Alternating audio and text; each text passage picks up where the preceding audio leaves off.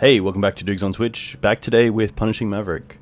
Punishing Maverick is a variant of Maverick that splashes red, mainly for the Grove of the Burnwillows and Punishing Fire combo, and then also some sideboard cards in Pyroblast and Red Elemental Blast, and you get some cool cards like this God of Destiny, Cindervines, and just some other cards that you can play if you really know your meta, which is nice. So the way that Punishing Fire works with Grove, just to get out of the way, is that whenever an opponent gains life, you may pay red. If you do, return Punishing Fire from your graveyard to your hand. So with Grove of the Burnwillows, whenever you tap it for red or green, each opponent gains a life. So they work really well together in creating a board state that's pretty hard to deal with if you're an opponent on a creature base that is pretty open to being blown out by Punishing Fire. So in the mirror, it's really nice. Mother of Runes and other protective spells can cause issues, but usually it's good enough to just recur enough to get all creatures off the board from your opponent. So Punishing Fire is really nice in the fair creature matchup. This deck also runs Thalia in the main deck. It traditionally runs it in the sideboard because of the uptick in non-creature spells in the main deck. So usually Punishing Maverick actually has a pretty bad combo matchup in game 1.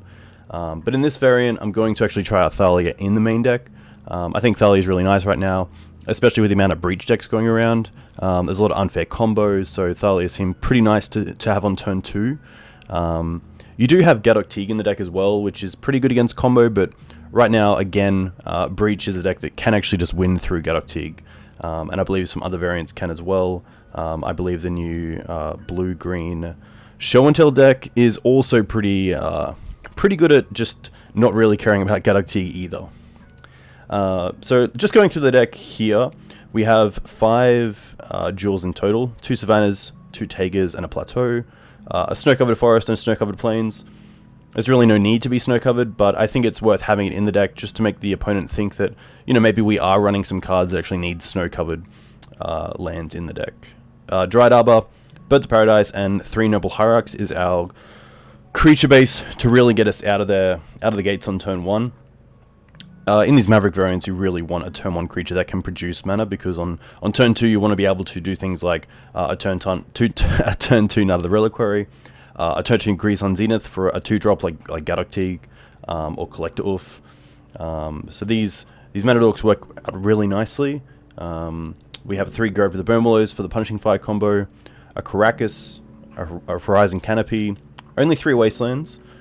We did have to cut a land here, and I think that Wasteland's probably not the worst in the deck, but this deck is a little less on the sort of Wasteland strategy, as it is to sort of build out your mana and get to the stage where you can start using Punishing Fire twice in a row in the same turn. We have 4 Windswept Heaths and 3 Wooded Foothills to find those jewels and these creatures. These basics in Dryad Arbor. For removal, pretty straightforward. 4 Swords, Plowshares, 3 Punishing Fires. For the sort of Death and Taxes vibe of the deck, we have 4 Thalia and 4 Mother of Runes. Thalia great against combo, Mum great against the fair decks, and also against combo to help our creatures stay on the board. And then for Green Suns, we have a pretty nice package. So we have a Hexdrinker at 1.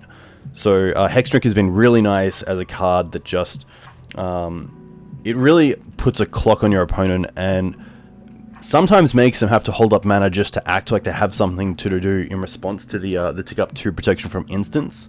Against Death and Taxes, once it's got protection from instants, it's really Flicker Wisp or bust.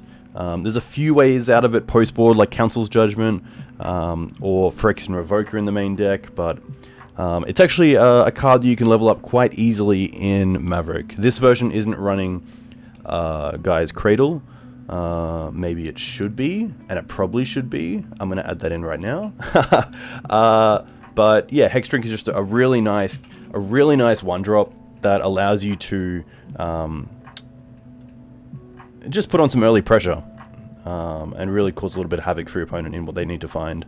I'm just going to drop I think a Wooded Foothills here.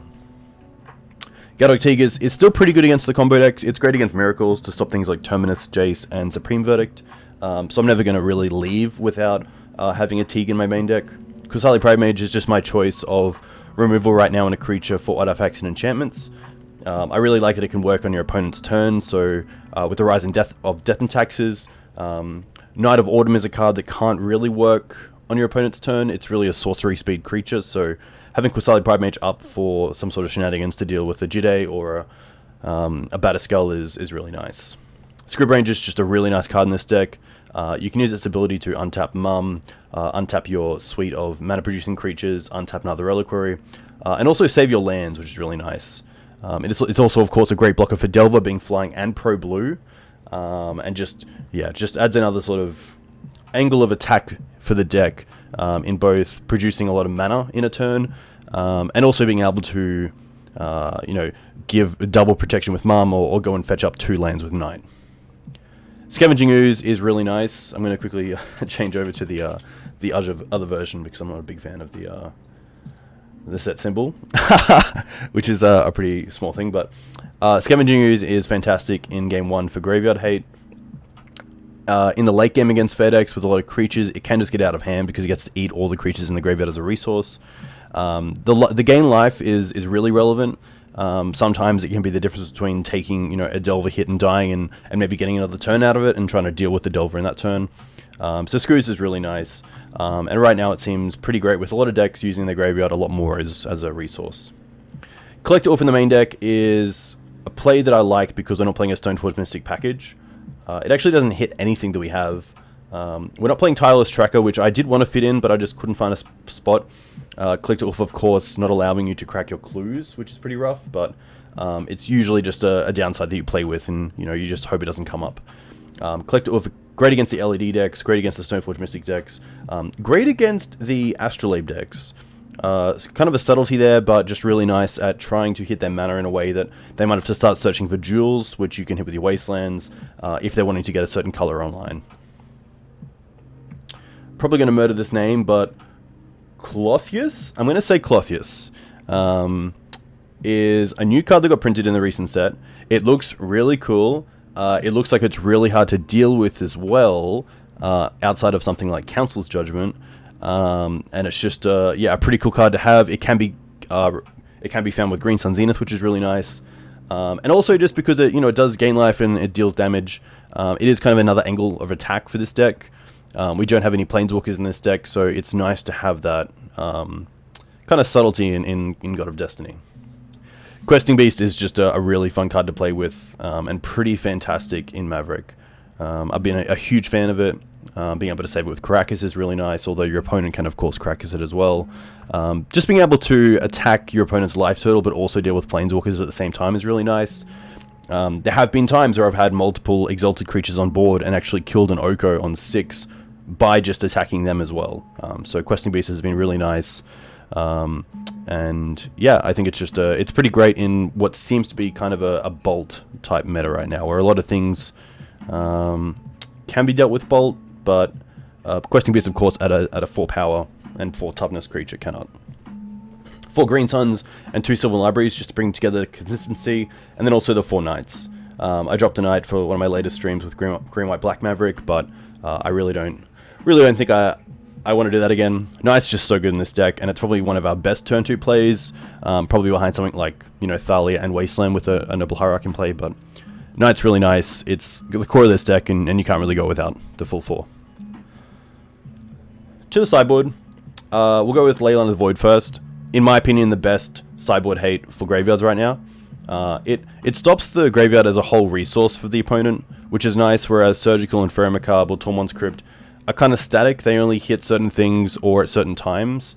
So Leyline's really nice that, although it might not have the gotcha moment of a Surgical, your opponent either has to start digging for removal for it before they can go off in quotations, excuse me. And it really allows you to set up a board state early on where they're trying to find answers for Leyline, so that once they get rid of Leyline, and if they answer it, you already have a board state that's already hard to deal with. So Leyline's been really nice. The one thing I really want players to look for is when they have a Leyline hand, make sure your hand has a strategy as well.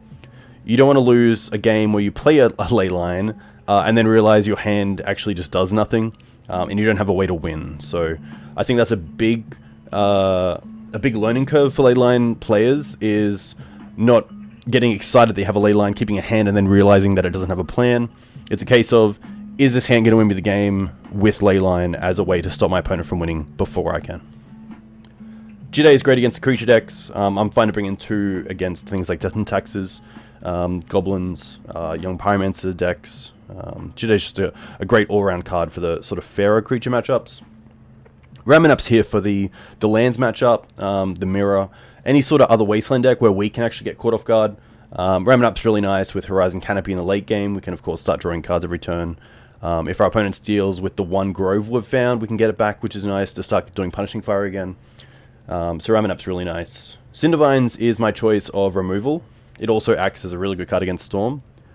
The Sacrifice effect is great against just a number of things, like equipment, back to basics. Not sure why it's saying this card is not in your collection, because it definitely is.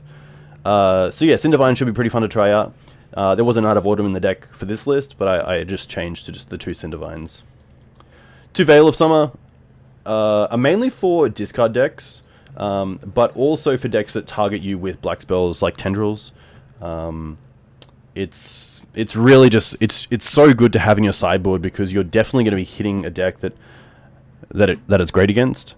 Even something like Veiling a Force of Will is just such a good feeling, because your opponent has 2 for 1, or at least they've used 2 cards, and now you're going to be able to save your card that they're forcing and also draw a card. So Veil's been fantastic, but I'm not sure if, because we're running also Pyroblast and Red Elemental Blast, if the Veils need to go down, or if they're okay as just a 2-of still.